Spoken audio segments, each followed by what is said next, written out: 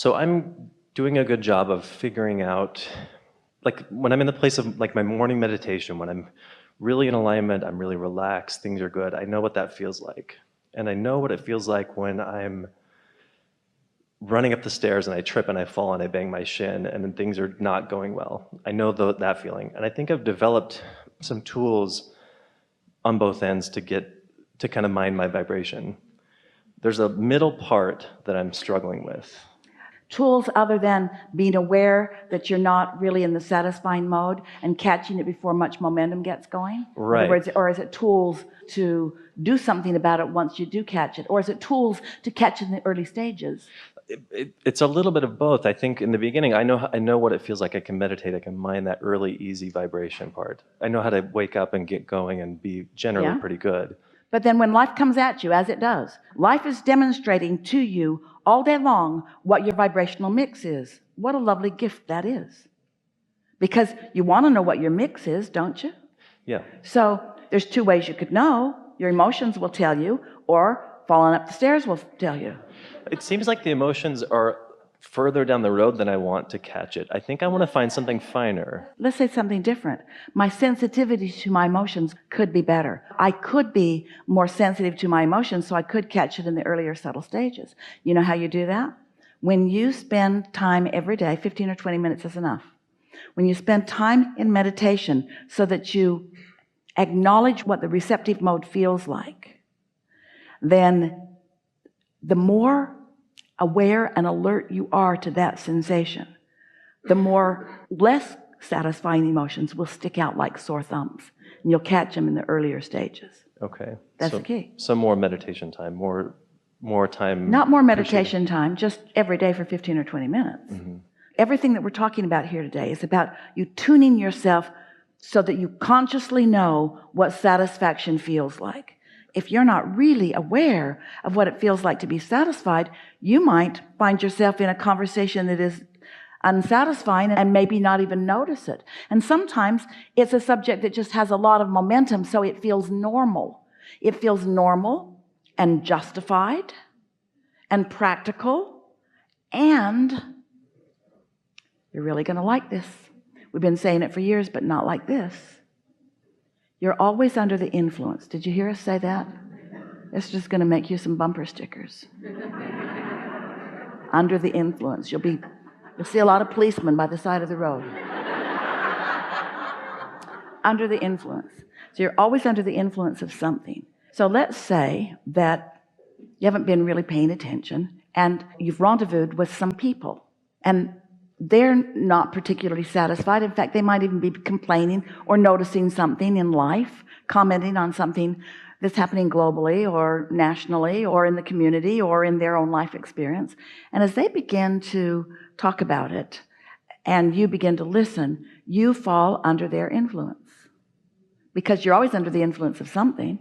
Just like if you're in your car and your radio's on, it's set on some station. You're tuned to something. What is it? So let's say in this example that you're not under the influence of pure positive energy. You're not tuned in, tapped in, turned on, but you're tuned to something that is less satisfying. And as you're tuned to something that is less satisfying, you might even finally become aware of it, but you're already tuned there. It's hard in the moment to change the station, to change the frequency. And so we want to say it's more about what you prepare in advance and how well you maintain it than it is life coming at you and you having a knee-jerk response to it and then trying to pivot away from your knee-jerk response. That's really the hard way to go about it. And we're going to say something to you. We love you so much. You know what's coming next.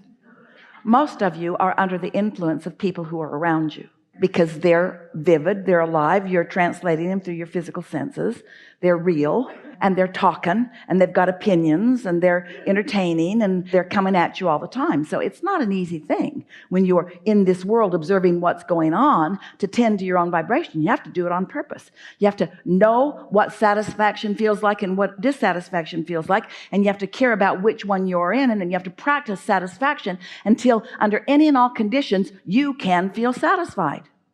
Sometimes there are issues that are just big, big, big, big, big. And no matter how practiced you are at alignment, you might know when I focus there, it's going to take me from my alignment. And we would not make that sacrifice.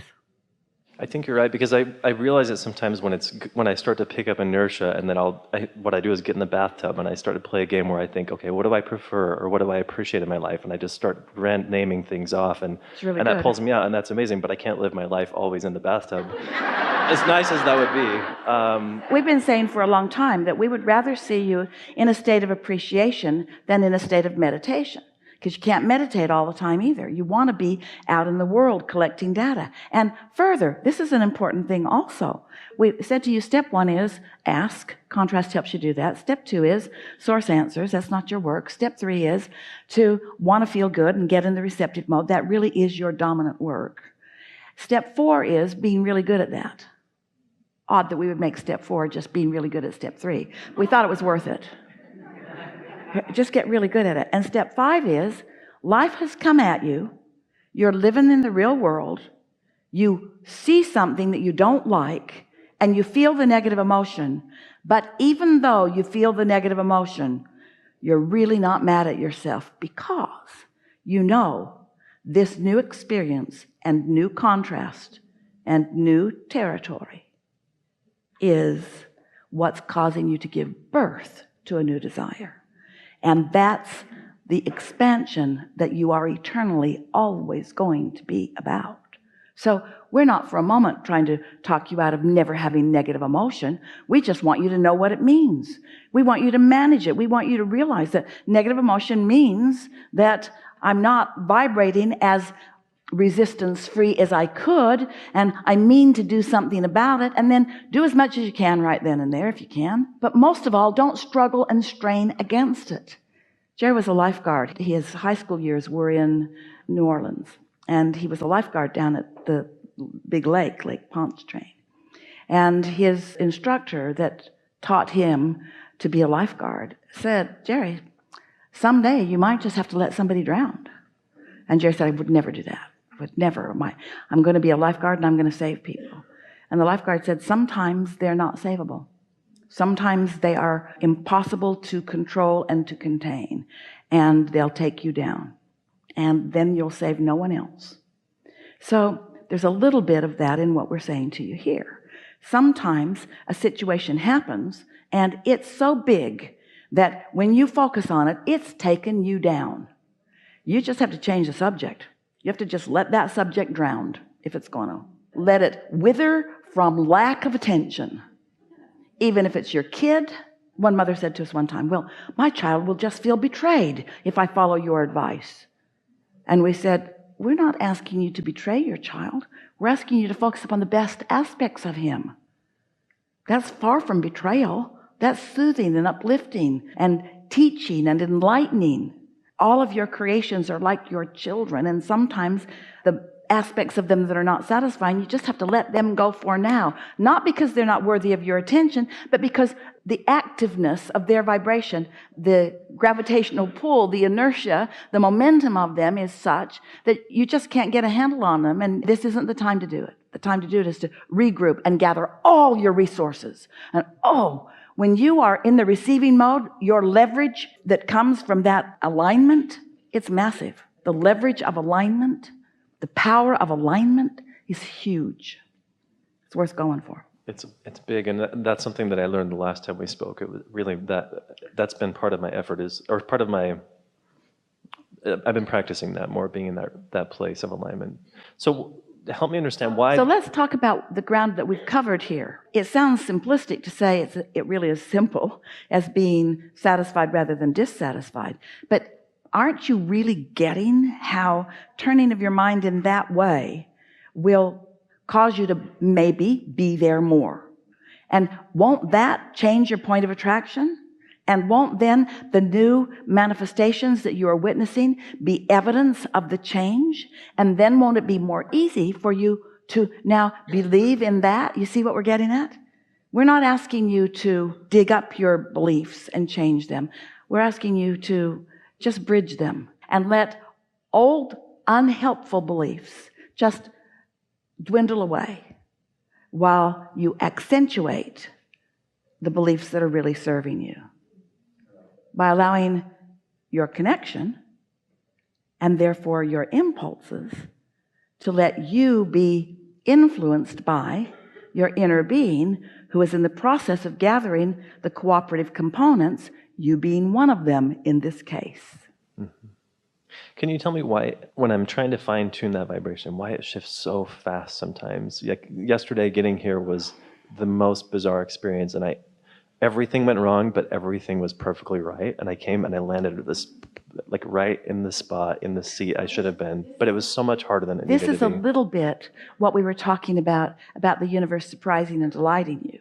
Because sometimes things you think you wouldn't choose are the base points of launching you into things you really would choose.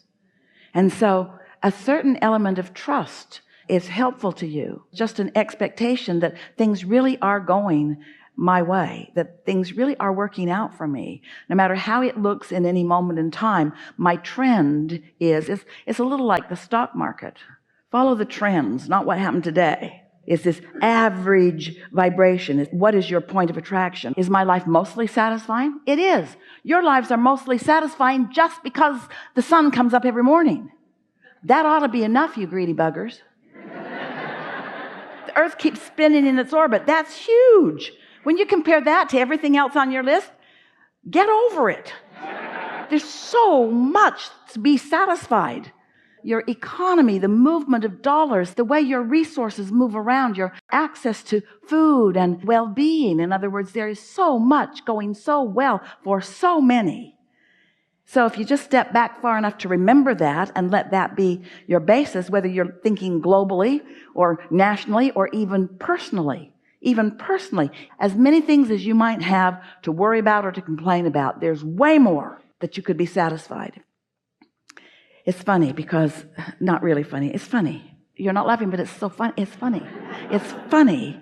People say, well, how will I know? And we say, well, you'll feel good. And it's funny to us that we have to explain that the reason your guidance system works is because it feels good to feel good. That's why you want to do it. It feels good to feel good. So it's like the very thing that your guidance is feels good. Feels good. Oh, well, then I'll do it. If it'll get me to where I want to be, then I'll do it. Well, yeah, but in the meantime, you'll feel really good. Well, all right, as long as I get to where I'm going. But you'll feel good. You'll feel good. I heard you the first time. I acknowledge I will feel good. If I get into the receiving mode, I will feel good. But then I'll get what I want. We say, you're always in some point of manifestation. Why not just decide that your intention, your goal, is to feel good? That's what you're here for the joy, for feeling good. And I have a lot to feel good about. Enough? Thank you. Really good. Thank you. I'll pay the price of feeling good. I'll do it. I'll do it for you, Abraham.